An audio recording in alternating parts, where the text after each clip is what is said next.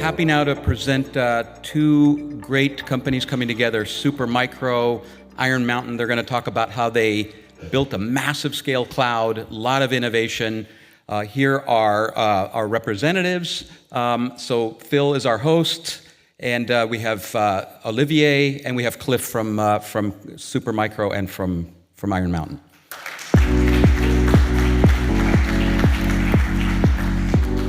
Thank you, Paul. Just a quick round of introductions. I'm Phil Stallnaker. I'm the sales director for Scality for the Eastern United States and Canada. And we're joined by Cliff and Olivier. And maybe you guys will take a minute to introduce yourselves, and we'll get into some of the Q&A. Hey everyone, Cliff Madru. I run our Iron Cloud and data services business. I'm very excited to be here. When Jerome mentioned at the beginning of the day, we decided to make this a global, conference that is fantastic as a global company and as someone who really, is about to break through as it relates to being the next hyperscaler. This is something that becomes highly relevant to us. So I'm really excited to have the conversation. Yeah, likewise, always a pleasure to be back in Paris. Olivier Suina, I'm Senior Vice President for Global Business Development. I'm based in our headquarters in California, and looking forward to the conversation. Again, thank you both for making the trip. It really matters to Scality. So Cliff, I'd like to start off with just a first question. I think a lot of companies know, a lot of people know who Iron Mountain is, the brand recognition around the world. But one of the things I think people know less about is Iron Mountain's approach to cloud services. So, maybe if you would talk a little bit about Iron Mountain as a company, your portfolio, and then also what you bring to the table with Iron Cloud Services. Perfect. Yeah, and I'll get up to grab the clicker here. So you're absolutely right. The brand name in Iron Mountain kind of speaks for itself as it relates to trusted protection of information and records, globally. Many people have seen the trucks. Many people have seen the shred bins in the office or the boxes or whatever that might be. We have transformed along with our customers side by side as it relates to really bridging the gap between the physical and the digital world. We have a very large digitization business. We've built a very large data center business, which we're leveraging for the Iron Cloud. We've built out our asset lifecycle management business. We work within entertainment services. Again, when you think about digitizing assets that have a lot of value that can be extracted. And then, of course, that leads us into our digital business, which is where we bring together all of the tools required to then make more use of the data. So as it relates to Iron Cloud, in the build out of Iron Cloud, this massive amount of data growth that's happening, and with these assets being digitized, you have to ensure they're stored appropriately, that you have the right tier of storage based on the requirements, and that you have it protected with best practices in place. Every conversation of the day is really a lead-in to where the rubber meets the road with what we've built with Supermicro and with Scality. So again, it's going to be great to dive a little bit deeper and talk more about that. But Iron Mountain in general, this is where we've taken our business. Digital is obviously a huge part of our future, and we've built the right solutions that can bring really all of our components together to offer full, complete end-to-end services for our customers. Thanks. That's very interesting as far as the evolution of Iron Mountain and your brand and where you're going and your innovation on that front. So Olivier, with that in mind, what was Supermicro's strategy as you began working and partnering with Iron Mountain and leveraging some of the work and some of the things that you've done as an organization? Yeah, let me start by saying, Supermicro has, claimed its fame with AI. We've been in existence for 32 years, headquartered in the Valley. We've benefited in the last 3 years of that AI expansion, both on compute and storage. We've got manufacturing capacity. One of our differentiator is we're vertically integrated. So, and I'll talk about that. When we look at Iron Mountain, specifically vertically integrated, we manufacture, we design, we obviously deploy, support, the whole value chain, and we work with partners in the ecosystem. But that vertical integration, when technology evolves so quickly, has been a key ingredient of growth. So that's why we did 22 billion back in June, and we're projecting 35 billion into this fiscal year. So really at the core has been this ability to innovate deeply with partners, customers, and enable, Jérôme talked about it this morning, enable and innovate with customers every day of the week and every week of the month.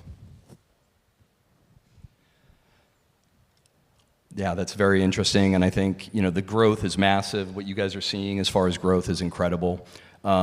Cliff, as you think about deploying a hyperscale cloud, what are some of the main considerations that you really look at? I mean, we heard from Core 42 earlier in the day and some of the things there, but what are some of the your focus points? Sure.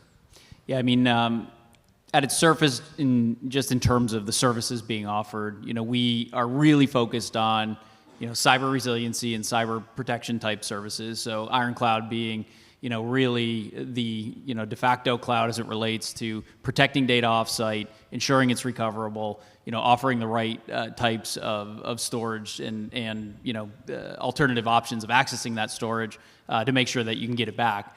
And it's something that does allow us to leverage a bit of our heritage as well, given all of the work we've done and capabilities we have related to tape vaulting and physical movement of data by back-ending our system. And we saw earlier today kind of the tiering capability that becomes another critical component for our customers. We have customers that need to retain data for a very long period of time, or we want to leverage this as a gold copy for an added layer of offline protection, kind of the ultimate point of recovery, if you will.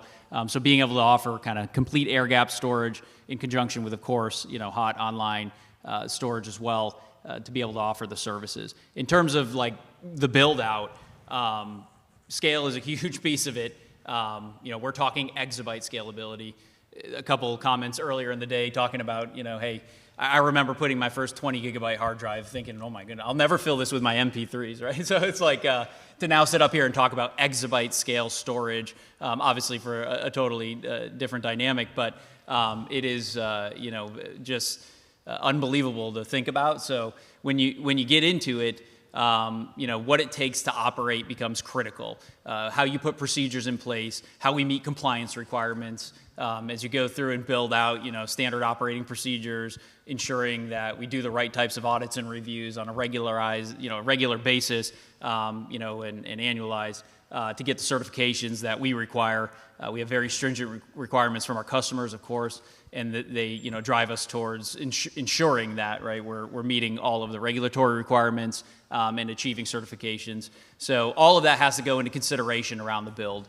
When we think about the scale of the build, storage is a major component. I mentioned operationally, how you fundamentally monitor that storage, and then of course as you think about the network, you have to really again, thinking about resiliency, redundancy, how we set up and stand up, multiple petabytes at multiple locations, hundreds of petabytes at multiple locations. That's where, you really have to ensure if you're going to use replication across the sites, which of course we're offering to our customers today, and some of those best practices, you have to have considerations around the network as well. So. Interesting.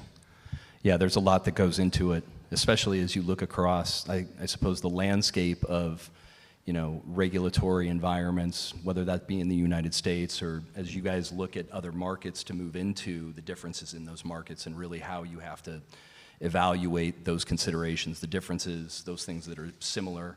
And so, Olivier, when you think about those types of things, like, what are some of the design principles or some of the principles that Supermicro employs, especially when you look at, a number of your clients that are hyperscale in nature, cloud service providers? Yeah, I think one of the key points is, and we talked about, the planning and having the right personnel. So there are always issues popping up, but it's the level of expertise, having quick access to deep expertise, both software as well as hardware, to be able to solve issues as they come along.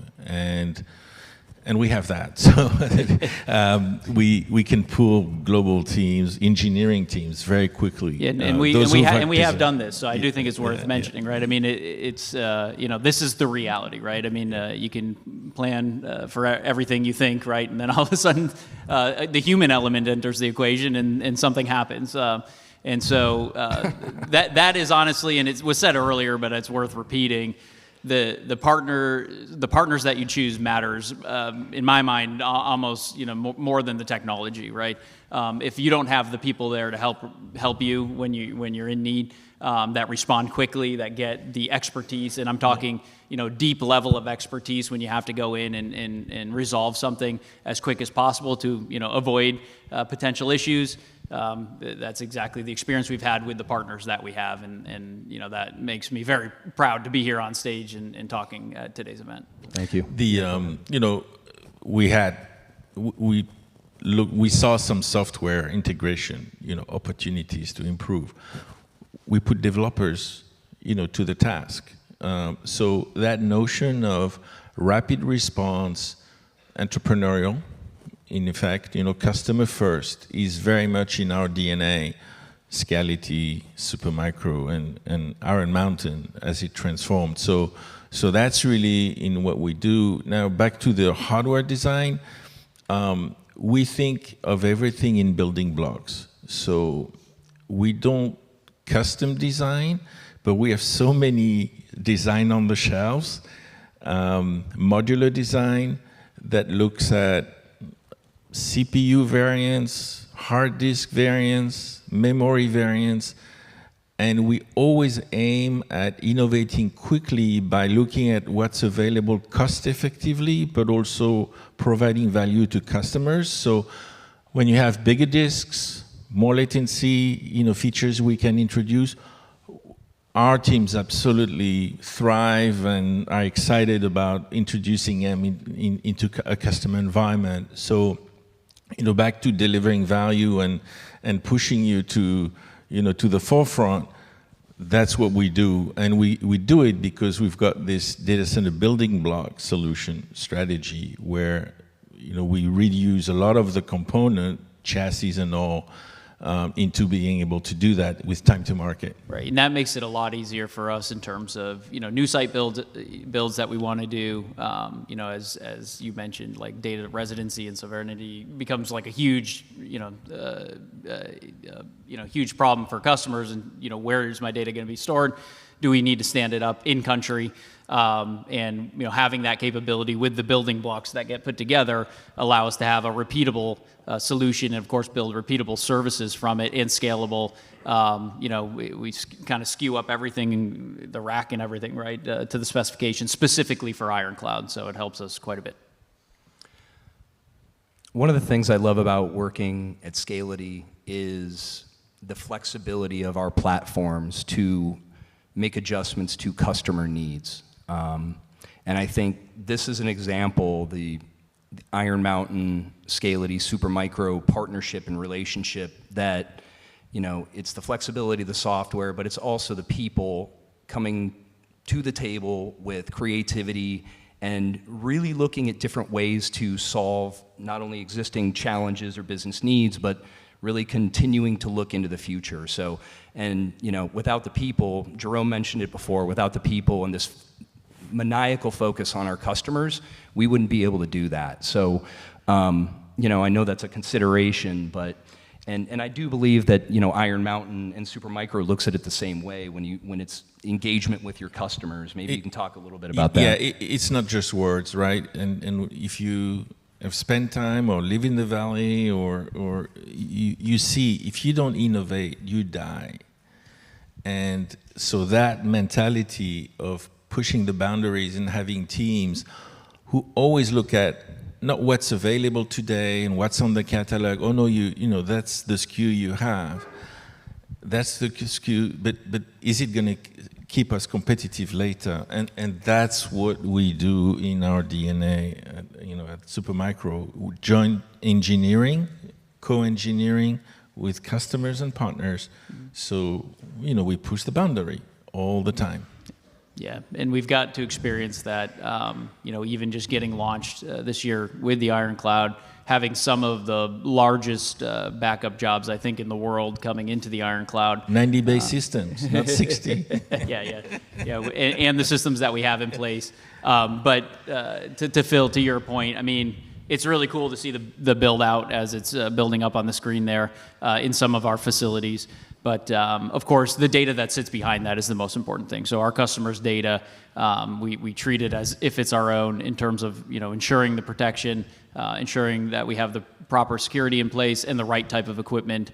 The 90 drive bays and the tens of thousands of disks that reside within our facilities today. It's quite a spectacle to go and check out, and we love to give some tours of the data centers that we have to our customers so they can physically see, which isn't always easy with other cloud scale providers that are out there. So it's something that is definitely impressive and something that we encourage.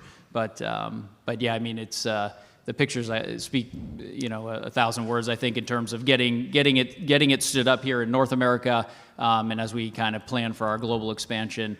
It's a very exciting time for Iron Cloud.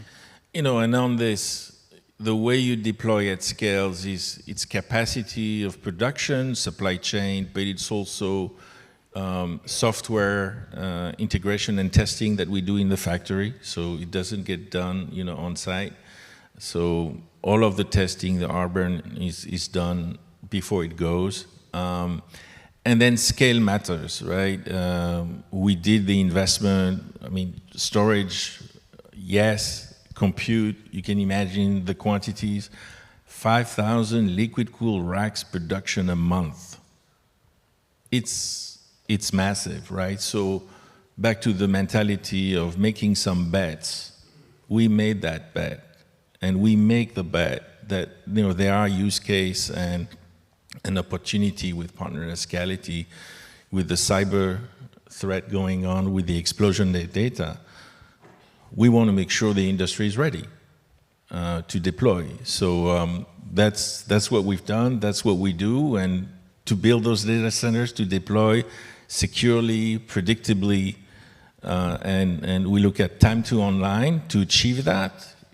It's joint planning. It's joint investment as partners. No, that's excellent. I think as we wrap up, I wanted to give you both just a couple minutes, since we have such an excellent audience of our customers and partners. Just a few points that you'd like to make, and we'll go from there.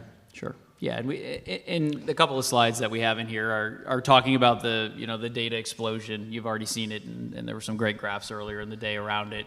The second one is similar around cyber attacks. With Iron Mountain in particular, it's all about helping our customer on their transformation journey and protecting their information and their data.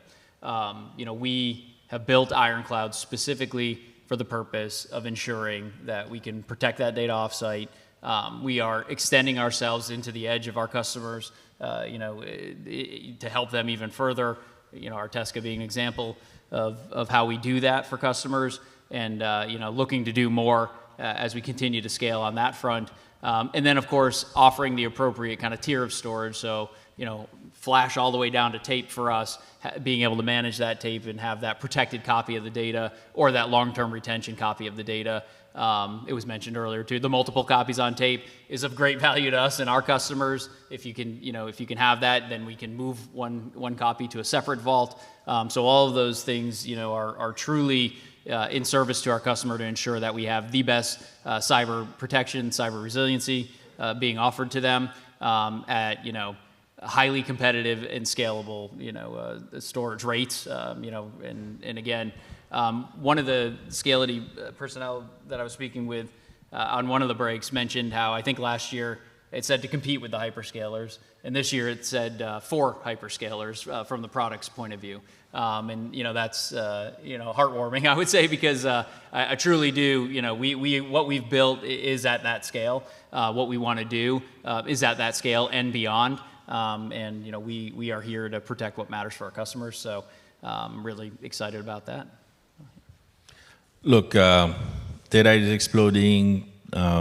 Data gravity, security, sovereignty, all is, definitely center stage for all this audience. We are ready to support you with the partnerships that are on this stage. And, we've made the investment, and we look forward to meeting you at the party and before and we're and happy after. to talk. We can talk through in more details the experience if anyone wants to learn more.